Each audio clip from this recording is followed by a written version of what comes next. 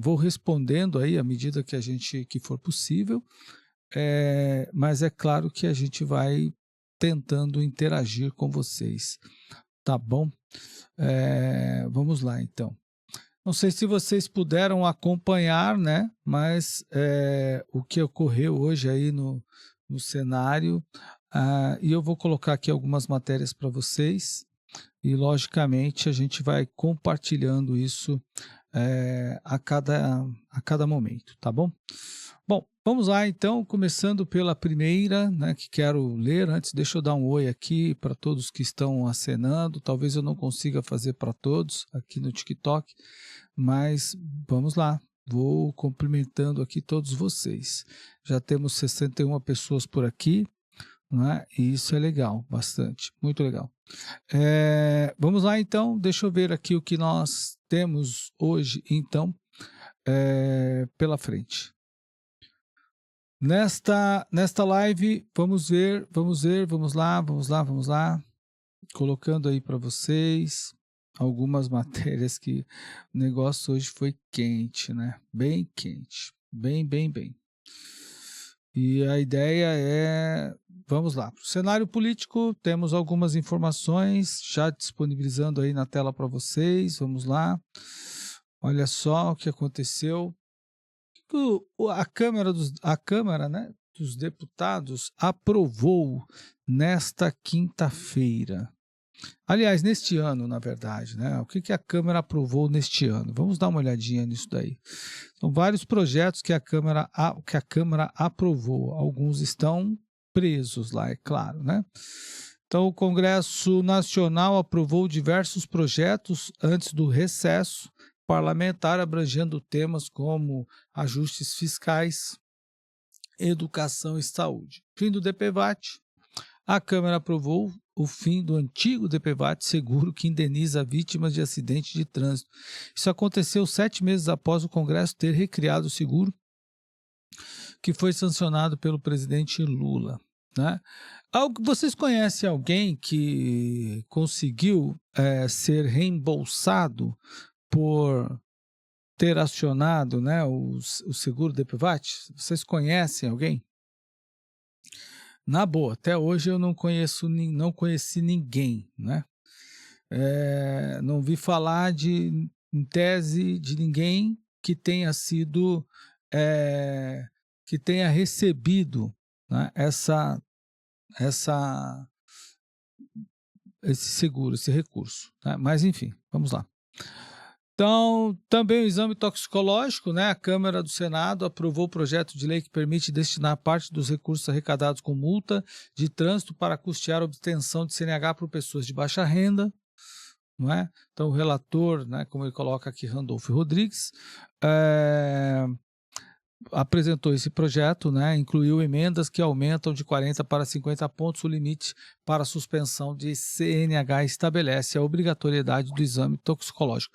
Tem uma galera aí também que vai ter que fazer exames, né? Por exemplo, as coisas mudaram aí. Vocês estão sabendo disso daí? As coisas vão mudar nesse cenário, né? Até para quem faz para quem tem mais de 40 anos, né, para quem tem 50 anos, aí tem umas mudanças ocorrendo nesse cenário aí que valem a pena a gente tomar conhecimento, né? Restringe um pouco mais, né, na verdade, e acaba criando uma sensação de maior segurança. Isso já é um projeto que já vem acontecendo, né? Depois tem mais, olha lá, o Senado também aprovou o projeto de lei que classifica diabetes mellitus tipo 1 como deficiência. Então, para todos os efeitos legais, a proposta já havia sido aprovada pela Câmara, segue agora para a sanção presidencial. Então, quem tem esse tipo de diabetes, né, obviamente vai poder recorrer, né? Se sancionado, pessoas com diabetes tipo 1 passarão a ter direitos a benefícios assegurados no Estatuto da Pessoa com Deficiência.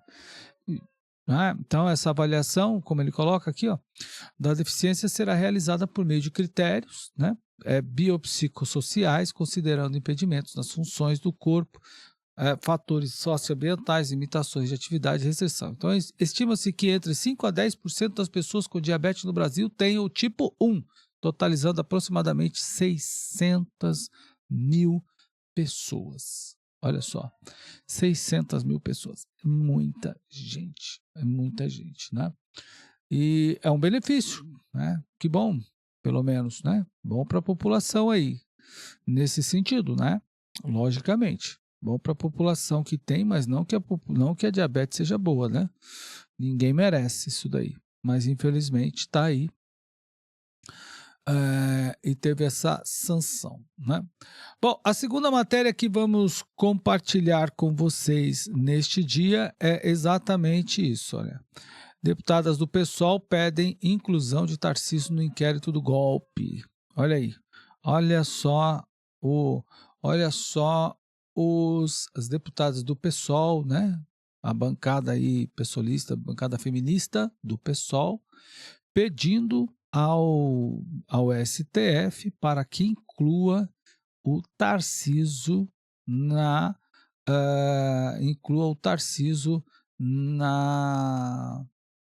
inquérito do golpe, né? É o tal do puxadinho do STF, né, que a galera não para de acionar, né?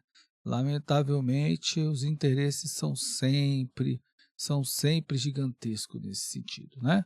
Vamos lá, ajustei aqui na tela para vocês. Vamos ver quem está nos acompanhando. Dá um alô aí para nós, que vai ser legal também a gente ver vocês por aqui, não é?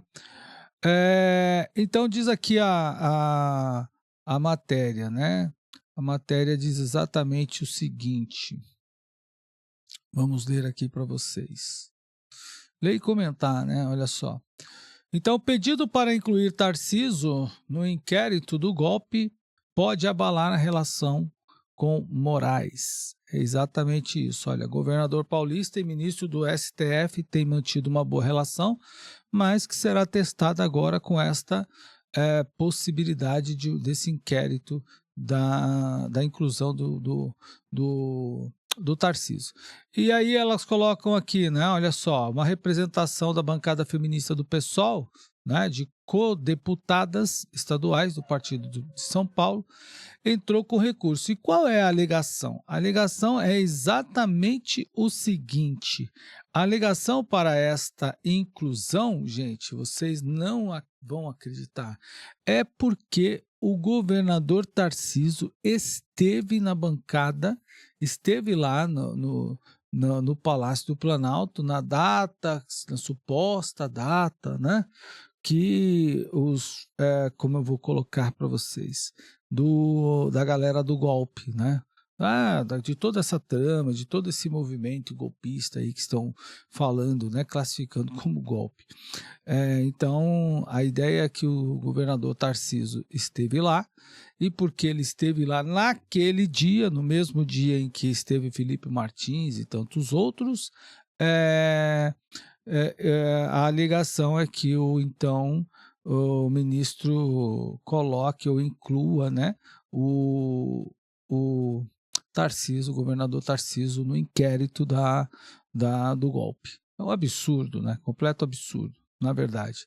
Essa turma realmente acaba não tendo muitas ações, né? Muitos projetos para fazer, então buscam a todo custo incriminar, eliminar o Tarcísio, porque Tarcísio poderá ser um candidato, né? Um futuro, né, candidato que virá, né, que poderá derrotar, por exemplo, o presidente Lula ou qualquer um que seja o seu candidato nas próximas eleições presidenciais. Tarcísio está indo muito bem em São Paulo, inclusive com segurança, apesar de que a segurança, né, principalmente a bandidagem, né, a galera que rouba, né, telefone celular à vontade, né, o roubo de celular praticamente é à vontade, né? Não é à toa que os bares estão cheios de menininhos, ladrõezinhos de celular tomando cerveja. Não é? Mas, em linhas gerais, o que está acontecendo é isso, né? São Paulo está acima, apesar de tudo isso, Tarcísio vai bem, né? Bom, uma terceira matéria que vamos ler aqui nesta nesta edição é que o 0, será que o Múcio será o 01? O Múcio acho que vai ser o 01 que vai, o 01, né? Ou seja, quem é o 01? Lá no BOPE, vocês se lembram que o BOPE tinha lá o 01, né? E era exatamente aquele que pediu para sair. Então, ao que parece, o ministro da Defesa, o Múcio, cogita a possibilidade, né? Cogita deixar a defesa, mas quer manter, mas Lula quer mantê-lo no cargo. Isso está publicado no Poder 360, como vocês estão vendo aí, não é? E, na verdade, esse indivíduo está tendo uma relação, ele está numa sinuca, né? Está num fato difícil aí de compreender, né? Deixa eu ajustar aqui na tela para vocês, porque cada vez mais o presidente Lula e toda essa galera, né, essa bancada, arruma confusão com os militares, né? Vocês sabem que essa turma não tem muito interesse pelos militares, né? Os militares são, literalmente, conflitam com eles. E aí, não tem como, né? Eles estão a todo custo colocando o ministro da Defesa. Por exemplo, o ministro da Defesa fala que não houve golpe, né? Vocês viram isso aí? Ele fala que não houve golpe, né? A ideia do golpe aí, de que tenha existido golpe. Como é que o povo dá um golpe sem exército, gente? Com batom, com algodão doce, né? Golpe com batom, golpe com algodão doce, golpe com vendedor de água, né? Vendendo água. É esquisito, não é? Bom, mas de toda forma é isso que tem, né? Isso que tem acontecido. E ao que parece o ministro Múcio, né, não vai continuar na frente, né, da pasta aí por muito tempo, ou pelo menos ele está dizendo aí que não tem tanto interesse assim, né? Se é que é isso que a gente pode pensar, né? Ele está alegando aí que a possibilidade de deixar, né? Já cogita a possibilidade de deixar. Essa situação para ele com certeza está muito ruim, né? Logicamente, não tenha dúvida disso, né? Ser o ministro da Defesa durante esse governo do PT é uma confusão sem tamanho. Uma outra matéria que quero ler para vocês está relacionada com Putin, né? Esse camarada alega não estar bem preparado, não ter se preparado muito bem para a guerra na Ucrânia, tanto é que ele, desculpe a palavra, se lascou todo, né? Porque ele está gastando um tempo danado, investindo um dinheiro terrível, né? E a derrota da Síria foi derrota para Putin também, né? A derrota da Síria lá do Bashar Assad também foi uma derrota para a Rússia, para o Putin. Por quê? Quem financiava o exército da Síria, né? O regime do Assad, era a Rússia. Vocês se lembram que a Rússia estava o tempo todo combatendo lá os rebeldes. Só que aí, com a guerra da Ucrânia, a Rússia se deu muito mal, teve que deslocar todo o seu exército para lá, né, sua força bélica para lá, dinheiro para lá, e deixou o Assad vendo navios. E o que aconteceu? Exatamente o que a gente viu nos últimos dias. O exército da Síria não conseguiu conter a revolução dos rebeldes, né? E o HTS tomou conta. O HTS, que é um braço do Al-Qaeda. Olha só, não é? Lá aquele terrorista que foi assassinado, aquele lá, Osama Bin Laden, que destruiu, né? Que provocou aqueles atentados de 11 de setembro. Então, a queda do Assad é um problema para o Putin também, não é? E, logicamente, aí ele agora diz que não está bem preparado, como ele coloca aqui, vou colocar na tela para vocês. Ele diz que não está bem preparado não se preparou muito bem para essa guerra contra a Ucrânia, mas propõe uma brincadeirinha de quem sabe, de tiro ao alvo com os Estados Unidos, uma disputa de míssil. Isso está publicado, foi publicado hoje em vários jornais, não é? E, inclusive, ele propõe, como eu li isso no El País, eu li em alguns jornais americanos também, e ele propõe exatamente isso, uma disputa de mísseis com alvo na Ucrânia. Vê se pode. Olha o que esse cara tem na cabeça. Não é? Será que ele vive no mundo dos videogames? Né? Não sei. Acho que vive no mundo dos videogames, não é possível, porque quer fazer uma disputa de mísseis, né? Vamos lá. Vamos dar uma lida nessa matéria, colocando aí para vocês. Isso é um absurdo, completo absurdo, né? Olha aí. Vamos lá, colocando aí para vocês. Então, veja. Putin diz que não se preparou direito para atacar a Ucrânia, mas abaixo no desenrolar do texto, Russo afirma que deveria ter invadido antes e desafia os Estados Unidos a duelo com um míssil novo em Kiev. Gente, é o mundo do videogame. Como as pessoas lidam com o ser humano, com o próximo. Não, o cara propõe uma disputa de mísseis com míssil novo em Kiev. Olha só. E as pessoas que lá estão? E os moradores, os habitantes, as mulheres, as famílias que lá estão? Será possível? É sem sentido o que o cara desse está fazendo, né? Não tem o menor sentido isso. Isso é o pior. Pior não é isso. Pior é uma ala do governo, principalmente do governo brasileiro, apoiar esse tipo de coisa. Apoiar esse tipo de ação. Não é um absurdo? Um completo absurdo. É um completo absurdo o que esses caras promovem, o que esses caras fazem, né, com o ser humano. É um completo absurdo. Eu não sei vocês, queria até que vocês comentassem, aí tem bastante gente assistindo, que já entrou na live, outros acompanhando, mas eu fico pensando nas pessoas, nas mulheres, nas famílias. Já pensou, gente? Tem gente que teve... Olha, a gente trabalha a vida inteira para ter... Por exemplo, a casa do sujeito é o patrimônio da vida dele. Para uns, algumas pessoas podem comprar com muita facilidade, 1, 2, 3 casas e tal, né? Foram bem-sucedidas na vida e tudo mais. Outras é o trabalho da vida. Trabalho da vida dela. De repente ela tem que deixar. O cara amanheceu, deitou, dormiu, no dia seguinte ou no meio da madrugada ele tem que abandonar o país. No caso dos homens lá, que foram convocados para a guerra, né, dos ucranianos, mas as mulheres que tiveram que deixar os seus países, tiveram que deixar suas casas, suas cidades.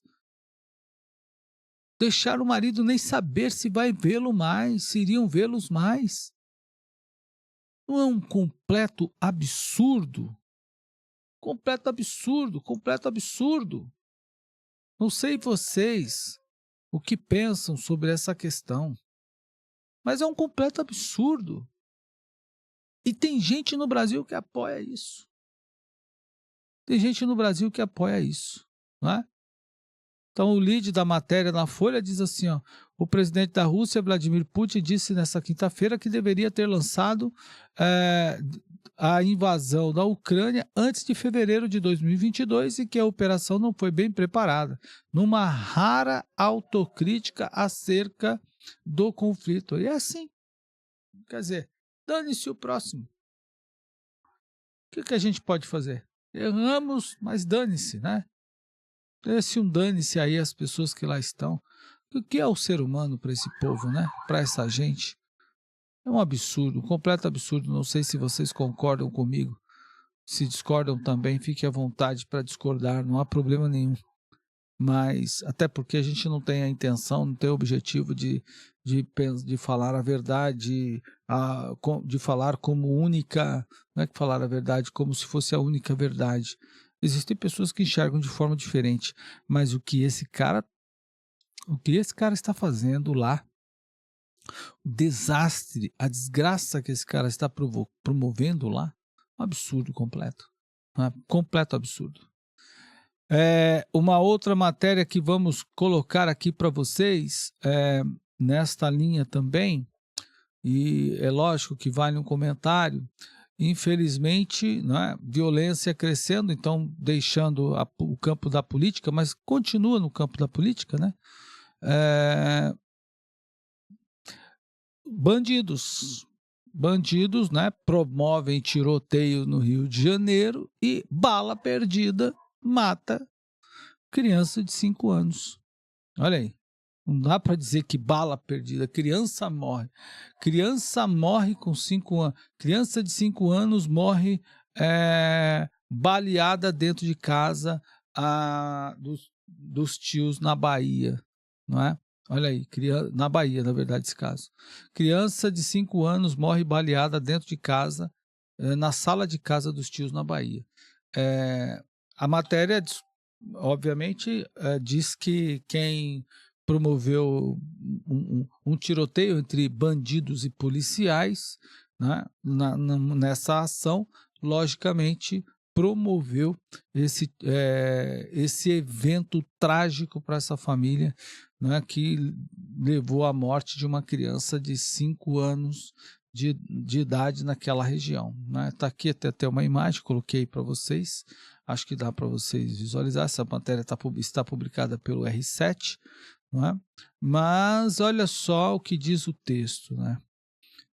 Uma criança morreu ao ser atingida por um tiro dentro de casa na região metropolitana de Salvador. Samuel de Andrade, de 5 anos, de Jesus, de 5 anos, estava brincando na sala da casa dos tios quando foi atingido nas costas na tarde desta quinta-feira. O tio disse que estava pintando a parede quando viu o menino caído no chão. Samuel foi socorrido e encaminhado ao hospital, mas não resistiu. A suspeita é que o disparo tenha partido de um tiroteio entre bandidos e polícias depois de uma tentativa de assalto em uma praça pública, né, próxima à casa. O velório e o enterro aconteceram nesta sexta-feira, segundo um levantamento do Instituto Fogo Cruzado. Já são 38 vítimas de bala perdida em Salvador e a região metropolitana em 2024. Olha aí, então mais uma criança lamentavelmente assassinada, né, por conta de ações de bandido, né? Bandidos, né?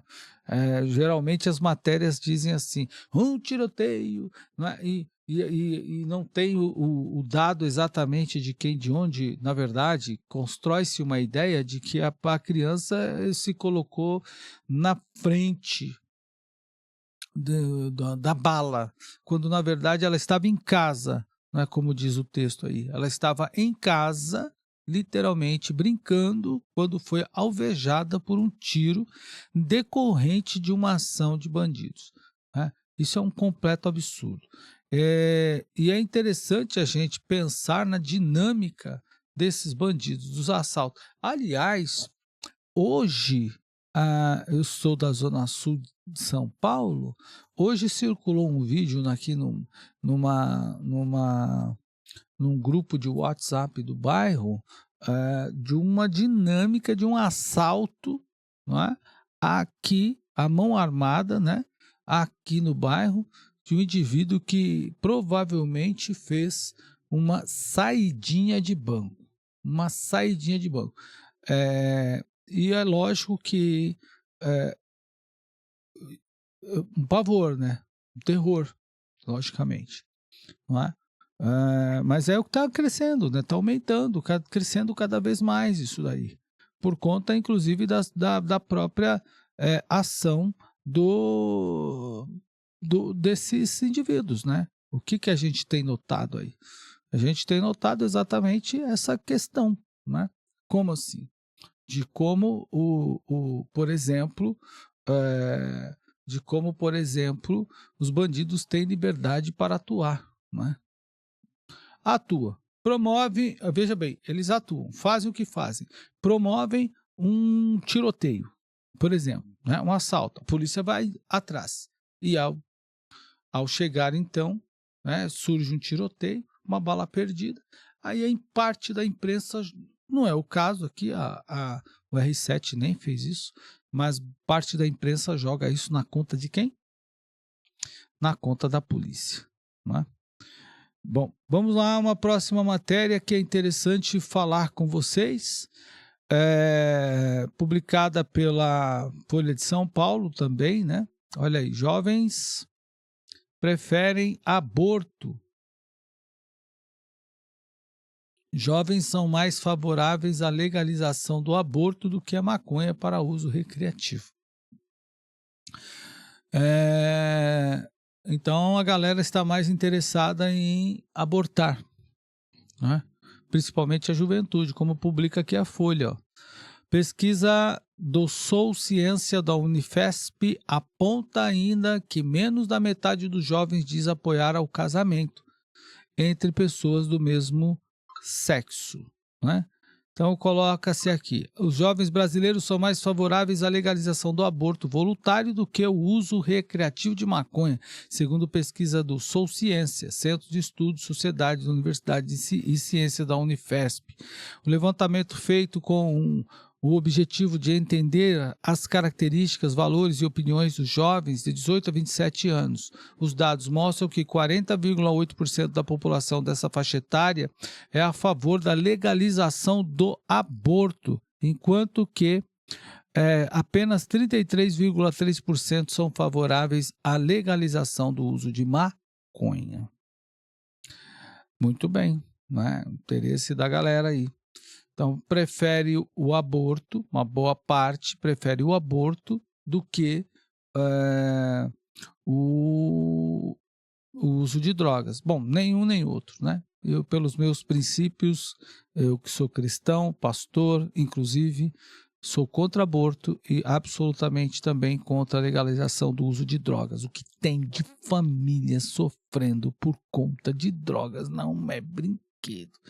E ninguém poderá dizer o contrário, que drogas, né, por exemplo, não levam o indivíduo a situações das piores possíveis. Sem contar, falando do vício, o vício já leva o indivíduo a um desespero, a uma dependência gigantesca. Tem gente que ainda consegue utilizar e toca a vida dele normal, né?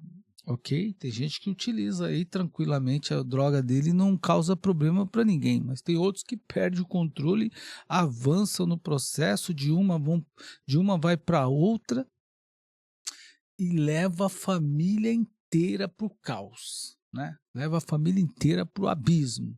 Isso é um absurdo completo, né? Mas é o que muita gente tem feito e a gente sabe disso. Tá? Vamos lá para uma próxima matéria também, né? Tudo isso, gente, tudo que estou lendo aqui para vocês são matérias desta quinta-feira, praticamente. Uma ou outra aí talvez tenha sido publicada alguns dias antes. Gilmar Mendes, né, rasga... Aliás, essa não, eu li uma coisa e ia falando outra. Vamos lá, Gilmar Mendes, até que enfim dá uma dentro, né? Até que enfim dá uma dentro. Vamos lá, né? Acerta uma pelo menos, né? Quem sabe as coisas melhoram por aí. Gilmar Mendes manda a União pagar remédio de 17 milhões, né? Ou 17 mil para pacientes com liminares até então suspensas. Olha só.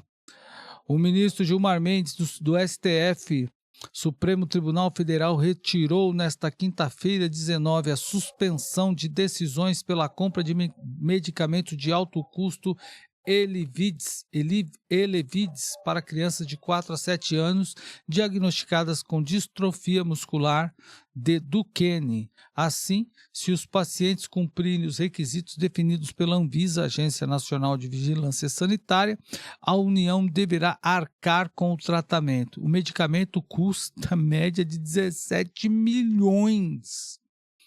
E ainda não está disponível no Sul. Falei 17 mil, né? 17 milhões não está disponível no Sul, no Sistema Único de Saúde. No início do mês, a Anvisa concedeu o registro do Elevidys, é o primeiro medicamento de terapia genérica aprovado no Brasil para tratar crianças deambuladores, que ainda conseguem caminhar de 4 a 7 anos de idade com Duquene, né? E ele relatou aqui, fixou um prazo de 90 dias para a União concluir os trâmites administrativos para dar cumprimento às liminares até então suspensas. Muito bem, então pelo menos uma dentro, né, ministro? Já que ultimamente o que mais a gente pode pensar é que são bolas fora, né? Por exemplo, como essa de hoje.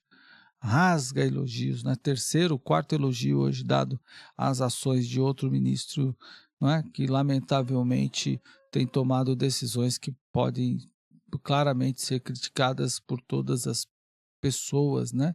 Seja lá como for. É bom até a gente ter cuidado com o que fala, né? Mas na verdade é que ultimamente as ações do STF têm sido tão tem causado repugnância, né? Mas vamos lá. A próxima matéria, então, que temos pela frente, agora a gente sai um pouco do campo político e vamos ao campo religioso. Morre pastor Adelson Damasceno, fundador da editora AD Santos. Deixa eu colocar aqui para vocês, né? Muitos de vocês não conheceram também, né? Esse pastor, né? A AD Santos foi uma editora, né? É uma editora que lançou muitos livros, muitos e bons livros, né? Muito bem, e aí a Folha Gospel publica a morte do pastor Adelson Damasceno Santos, que tinha 83 anos, a causa da morte não foi informada, o velório, né, já aconteceu, foi nesta terça-feira 17, na primeira igreja batista de Curitiba, no Paraná. Divulgada nesta segunda-feira 16, essa matéria um pouco passada, a morte do pastor e escritor Adelson Damasceno Santos, fundador da AD Santos, editora, conhecida pelas publicações que há 42 anos estão presentes no cenário literário cristão. A causa da morte não foi divulgada. Em nota do perfil do Instagram, a AD Santos anunciou e lamentou a perda, o que comoveu muitos seguidores, né? E aí, logicamente que toda a população evangélica, os leitores evangélicos, vamos falar assim, tem aí um apreço pelo pastor, né? E logicamente os leitores manifestaram suas condolências a toda a equipe, parentes, né? Toda a turma que trabalhava com o pastor Adelson Santos. Né? Realmente ele fez um grande trabalho nesse cenário evangélico, produzindo aí com a sua editora, publicando muitos livros, né? Mais uma matéria para a gente caminhar, né, para o fim, e essa daqui é interessante, o tá ruim mas tá bom, né? Vamos lá, matéria publicada pela Folha Gospel que diz exatamente o seguinte, olha só. A maioria dos evangélicos acreditam que as tecnologias, as redes sociais, o uso de celular é ruim. Ok, mas mesmo assim usa. Tá ruim, mas tá bom. Então vamos lá. Evangélicos classificam o Facebook 81% como sua principal plataforma de mídia social, seguido pelo YouTube 71%, Instagram 45%, TikTok 35% e Pinterest 28%. Embora a maioria dos evangélicos acredite que o uso de mídias sociais é mais prejudicial do que útil para a sua fé, eles usam de qualquer maneira, de acordo com o novo relatório da Infinite Concepts do The Grey Matters Research, e quanto mais espiritualmente engajados eles são, mais plataformas de mídia social eles tendem a usar. Por exemplo, eu estou utilizando neste momento a plataforma TikTok e também YouTube e Instagram para publicar as minhas lives de manhã, todos os dias. Agora não, porque estamos de férias até o dia 19 de janeiro, não é? Quando a gente vai retornar, temos programas diários aqui no TikTok e no Facebook, no Instagram, no YouTube, das 6 às 7 da manhã. E tem sido bom, a gente tem utilizado bastante. Mas uma parte aqui alega, né, comenta inclusive, como diz aqui o texto, né,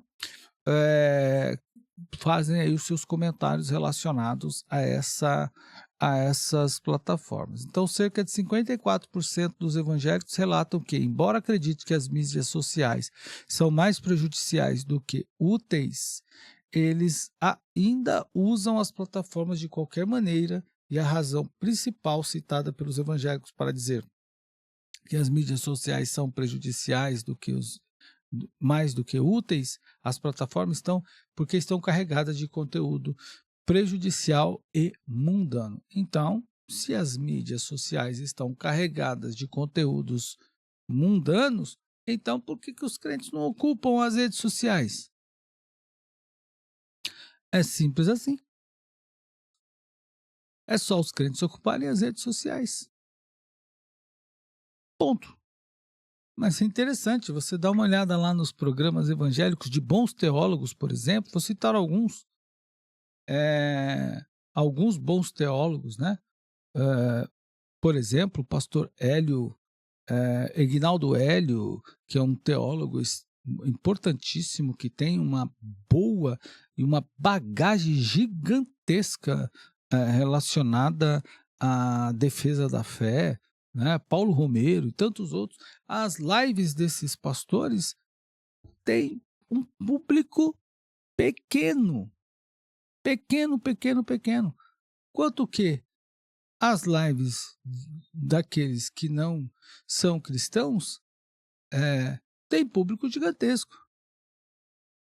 Então, é só os crentes apoiarem, e não só apoiarem, produzirem também. Não é? Produzirem também. Né? Se os cristãos produzirem, fiz aqui um programa, inclusive li a reportagem sobre alguns trabalhos realizados por algumas igrejas evangélicas, realmente do YouTube, que são uma inspiração, mas são poucos. E onde estão os demais? É importante a gente ter essa atenção. Bom, gente, com isso nós chegamos aqui ao final desta programação. Tem bastante gente aqui conosco, um aceno para todos vocês. Olha aí, dizendo oi a todos vocês que nos acenaram por aqui. Muito obrigado. Resolvi fazer essa live hoje, inclusive porque a Câmara dos Deputados aprovou o pacote, né? O pacote, como coloca aqui a própria matéria da Folha de São Paulo, na verdade não foi só a Folha de São Paulo, mas basicamente todas as outras, os outros grandes veículos, né, logicamente, de comunicação também noticiaram essa questão do pacote aprovado hoje, né?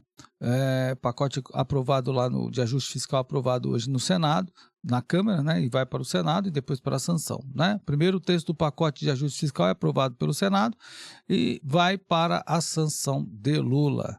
Então, em linhas gerais, a Câmara está trabalhando, o STF parece que realizou a sua última ação, a sua última sessão plenária hoje, e aí entra no recesso, e assim todo mundo vai entrando no recesso e tal, e o brasileiro convivendo com taxas e mais taxas e mais taxas e mais taxas e dólar subindo, né?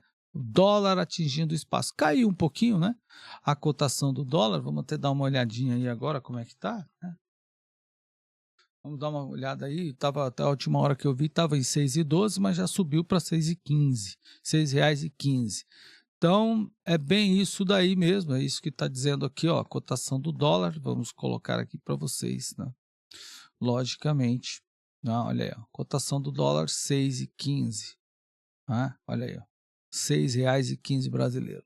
Bom, então é isso, brasileiro sofrendo cada vez mais, pagando mais taxas e ficando tudo muito mais caro, enquanto isso todo o restante do país, né, do governo, enfim, vão entrando em recesso.